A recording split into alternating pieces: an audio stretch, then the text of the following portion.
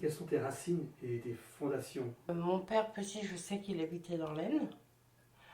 Ma mère, elle a des descendances lorraines. Et mais bon, mon nom de jeune fille, c'est Paris. Ça s'écrit comme Paris. Bon, il doit y en a plein, hein. Parce que j'ai cherché, j'ai jamais connu. On avait deux oncles du côté de mon père, je les ai jamais connus. J'ai cherché sur, à l'époque, c'était sur Minitel. Donc j'ai fait 01, tous les départements, Jean-Claude, parce que, non, il y en a, alors j'ai un oncle qui s'appelle, ou qui s'appelait, je sais pas, Joël, comme mon frère, et puis Jacques, Paris. Et j'ai jamais trouvé qui que ce soit. Voilà. Mais mes racines, moi j'ai toujours habité dans l'Oise, sauf depuis 2012. Mais sinon, oui, toujours dans l'Oise. Ce qui m'a construit, c'est le caractère de mon père et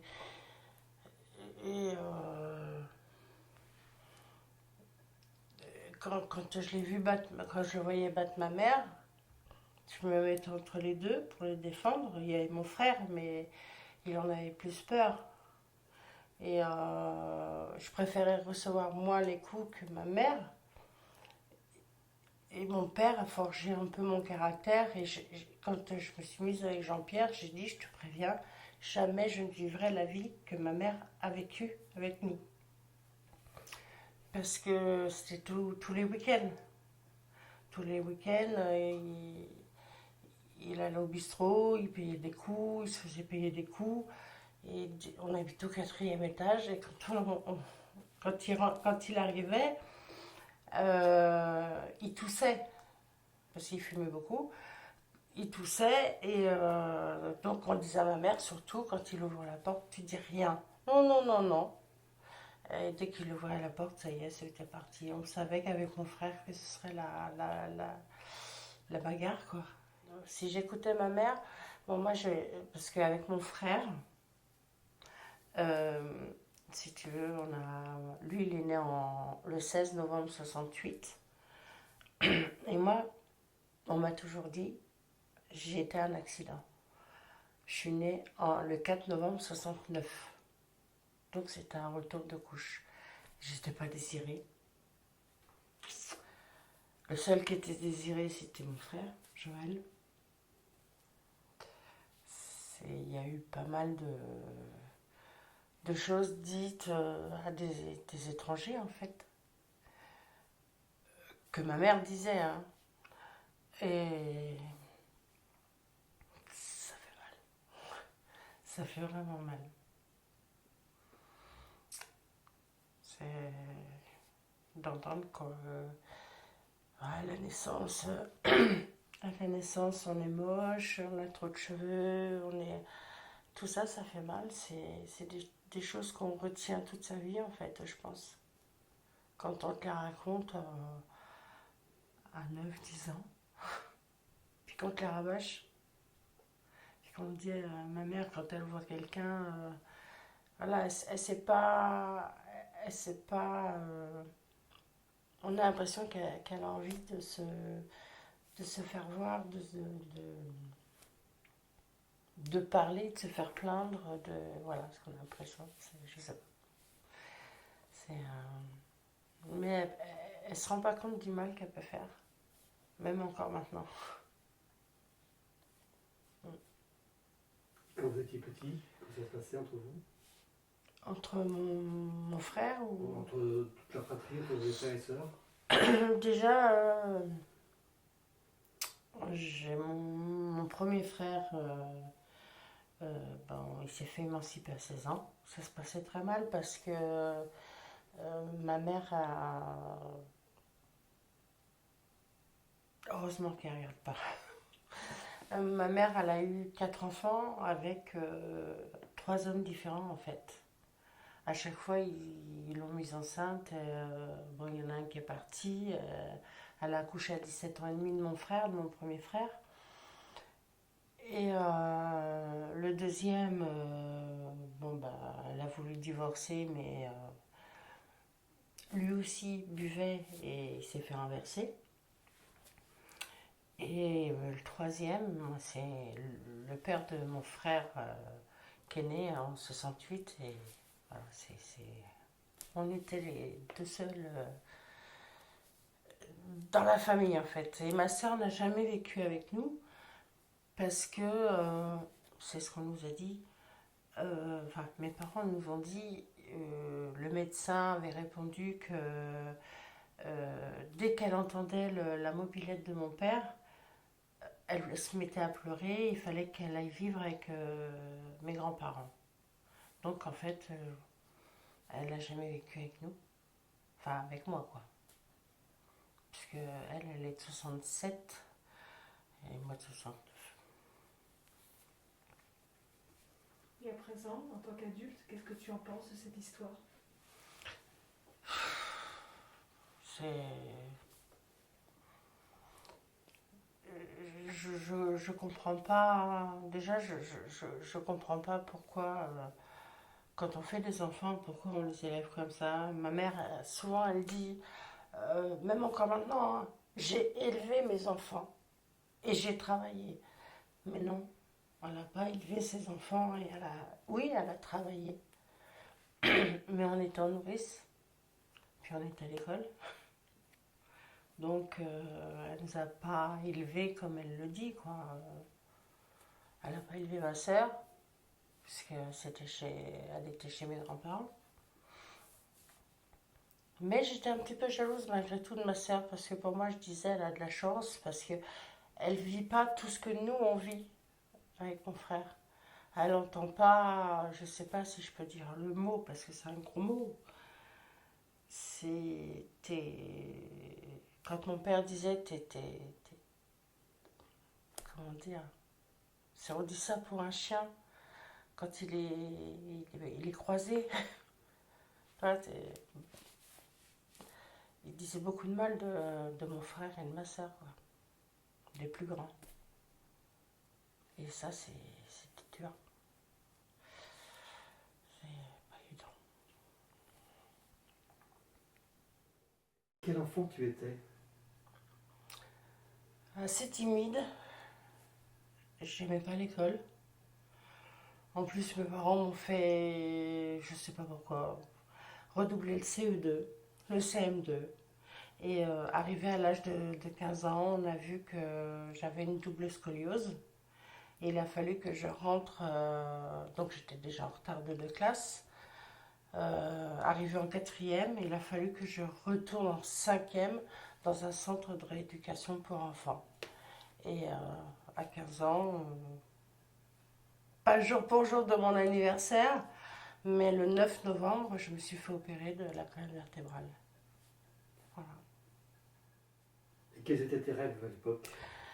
À partir de 10 ans et demi, c'était d'abord l'AD. Donc entraîner les chevaux de course pour les jockeys. J'étais pas comme ça, hein, j'étais beaucoup plus fine. Et après, c'était dessinatrice. Si je pouvais pas faire l'AD. Parce que j'adore dessiner. Bon, le problème, c'est que j'aurais aimé être dessinatrice pour apprendre aussi à dessiner quelque chose, mais sans avoir de modèle. C'est dessiner de tête ou... ça, j'aurais beaucoup aimé. Mais par contre, il me faut un modèle quand même, maintenant pour dessiner. Mais j'aurais bien aimé faire enfin, un de ces deux métiers-là. Le premier, l'AD. Voilà. Et pourquoi plus l'âne? J'adore les chevaux. J'en ai fait à 11 ans. Et on m'a demandé si je voulais faire du poney. J'ai dit non, je veux faire du cheval. Et j'ai fait du cheval à 11 ans. Et mon père a trouvé une excuse au bout d'un an. Parce que c'était cher, malgré tout. Tous les samedis, il fallait payer la cotisation, l'assurance, tout ça. Et ça devenait cher. Et pour une bêtise que je n'ai jamais faite, il a dit à mon frère, va les prévenir que ta soeur ne viendra plus faire de cheval. Voilà. Ça m'est resté longtemps, très longtemps, à travers la gorge. qui me prive de cheval pour une chose que je n'ai jamais fait. Pour ceux qui ne connaissent pas, c'est quoi le métier de lad? On fait quoi quand on est en fait ce métier? Tu entraînes les chevaux, tu essayes d'aller le plus vite possible avec le cheval pour au galop ou au trot, ça dépend si tu veux être trotteur, enfin faire trotteur ou pas. Mais moi, c'est pas un truc avec le sulky, c'est pas un truc qui me plaisait. C'était plutôt le monter à cheval. Donc, il faut entraîner les chevaux, tu te lèves de bonne heure le matin, tu leur donnes à manger, tu nettoies les box, tu t'occupes de tes chevaux. Et après, c'est le dimanche, comme à Chantilly, le prix de Diane ou le prix du Jockey Club, c'est les jockeys qui les montent. Toutes les courses, c'est les jockeys qui les montent, mais c'est le lad qui a entraîné le cheval, quand même.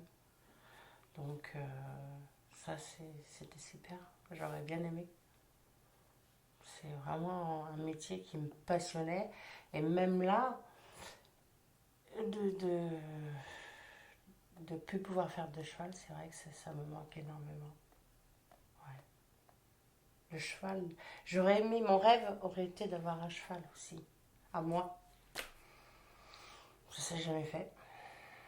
Alors à 15 ans, ça a été, quand je me suis fait opérer, ça a été foutu.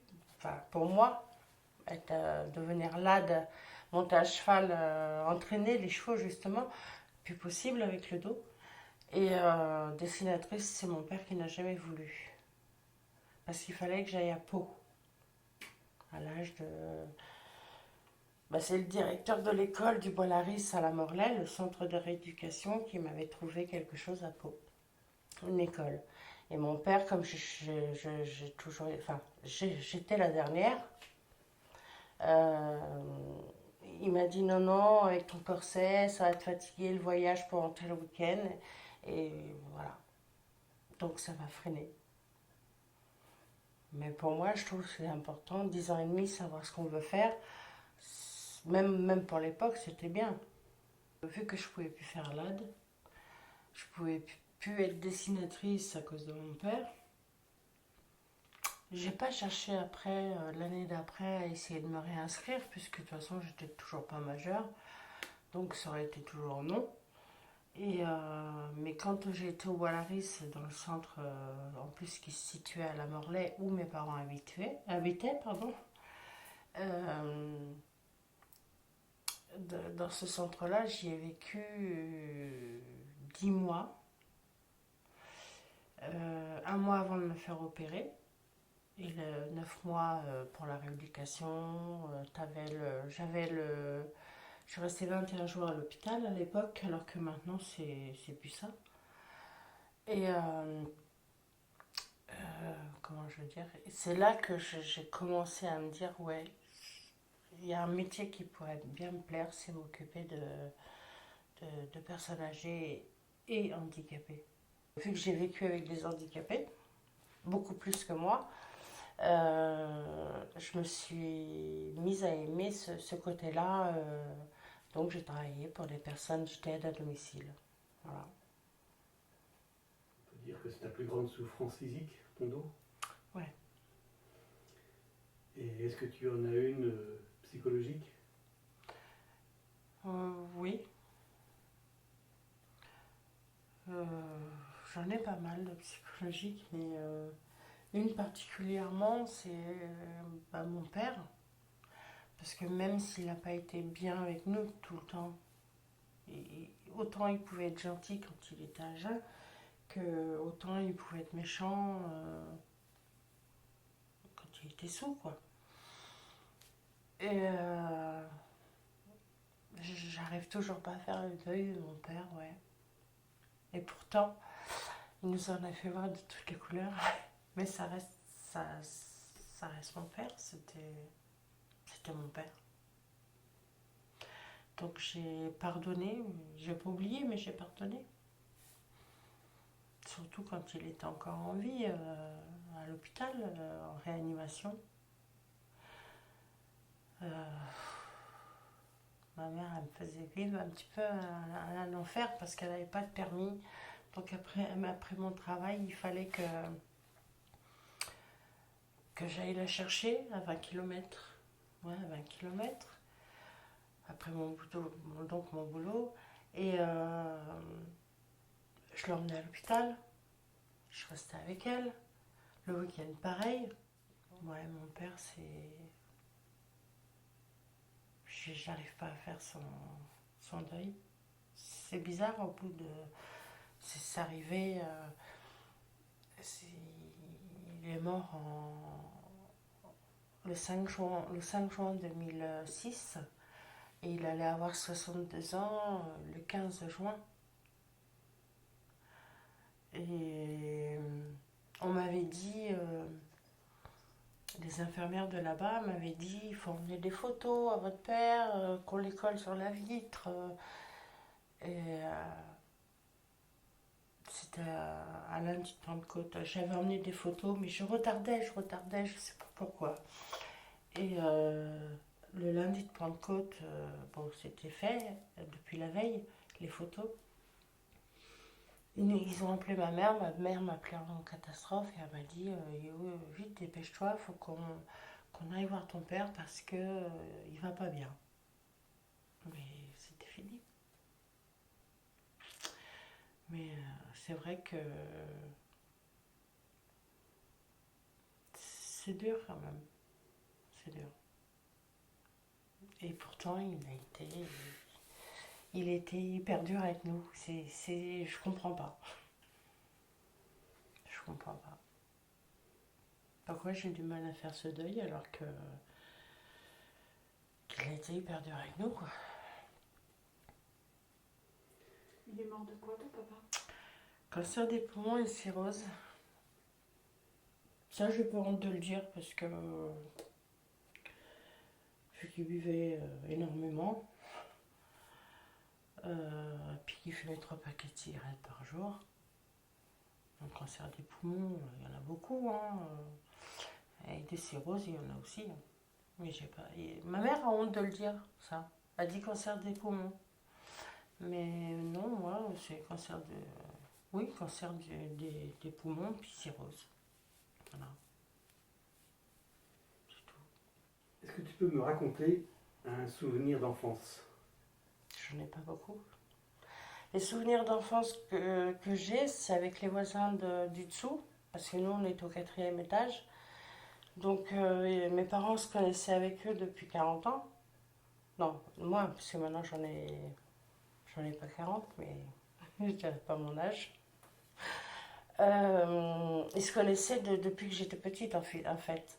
Et ils m'emmenaient au Tréport, ils m'emmenaient en vacances avec eux, même si c'était pour un week-end ou pour une semaine. Mes plus belles vacances, ouais, je pense que c'est... Enfin, mes plus beaux souvenirs, c'est avec mes voisins. C'est grave, hein, avec mes voisins du dessous. Puis ils avaient des filles plus vieilles que moi, donc j'ai commencé à fumer de bonne heure. Parce que je faisais comme les copines, quoi. Mais bon, voilà.